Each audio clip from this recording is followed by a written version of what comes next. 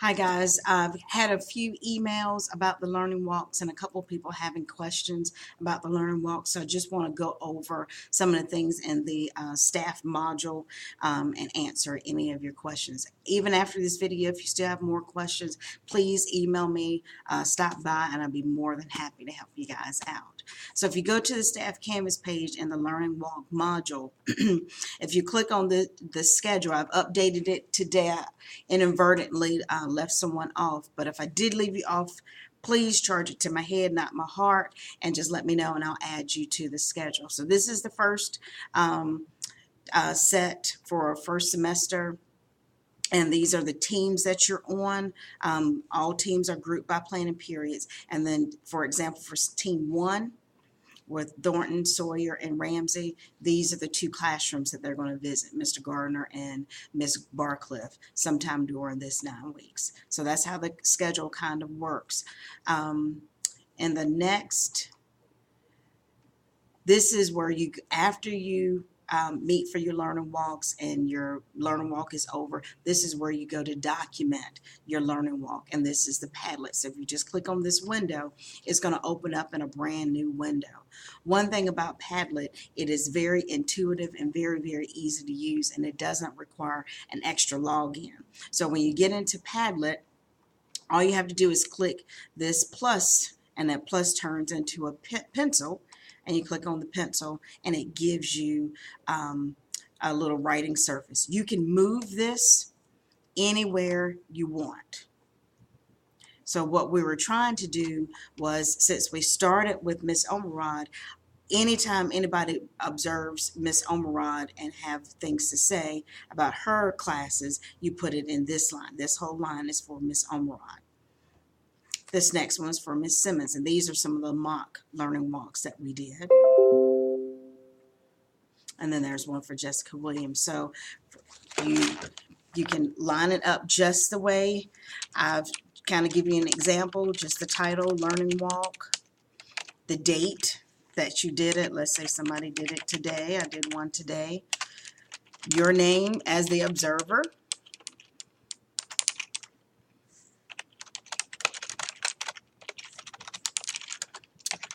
Who you observed. Let's say I observed Barclay.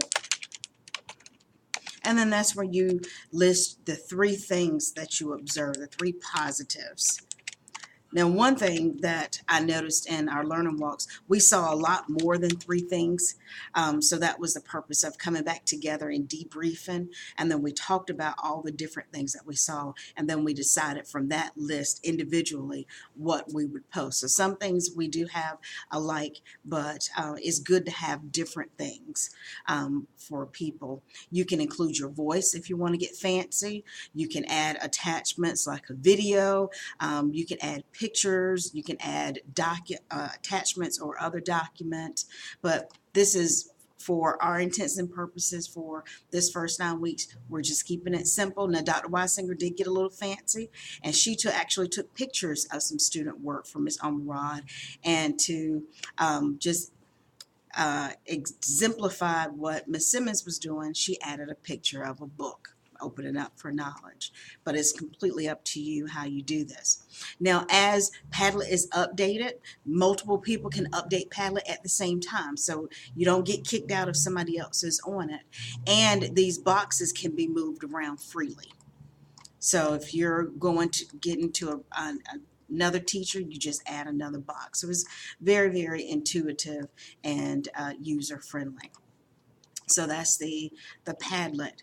I've got a link also to the faculty presentation that I did about a month ago. If you weren't there for that presentation, that is there for you. And this is a handout I normally print out when I'm going on my learning walk, just so everybody will have just kind of a guideline as to what we're doing during, and it's this part here. I use that as kind of a guideline to what people are doing. And these are some questions that I answered during the staff presentation. And this is an article if you want more information about learning walks. If you're not really sure, how it's going to work and why is it a good fit for us, read the article and it'll give you some good information. On the outside of my door, I have an observe me sign. If there is something that you want somebody to take a special look at when they come to your room, you can always print this sign out and put it on the outside of your door and fill in what you want people to look for. This is completely optional, but it is there for you if you would like to do that. So this is completely optional. This can be a part of the learning walk if you would like for it to happen that way. So just let me know if any questions, comments, or concerns about learning walks. Just let me know. Just make sure you get with your team this week by email and let Mr. Berry know so we can get started. Happy walking.